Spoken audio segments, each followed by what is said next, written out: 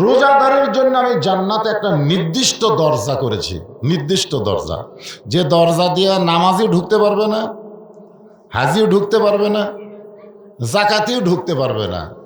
ওই দরজা দিয়ে কেবলমাত্র যারা রোজাদার তারাই ঢুকতে পারবে। ধরে কেন সুবহানাল্লাহ, মারাত্মক কথা। সেই দরজার নাম কি? রাইহান।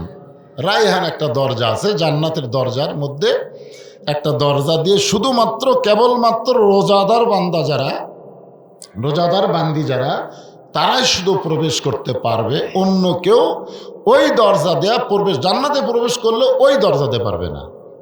এখন ওই দরজার বিশেষত্ব কি, এটা জানলেই রোজার প্রতি আমাকে আগ্রহ বেড়ে যাবে। কথাটা বুঝলেন না?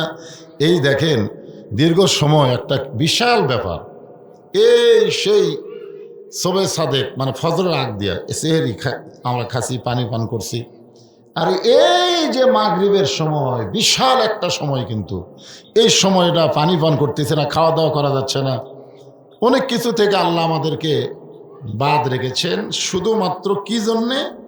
এ যে লাআল্লাকুম তাত্তাকুন, এই জিনিসটাই বোঝানোর জন্যে।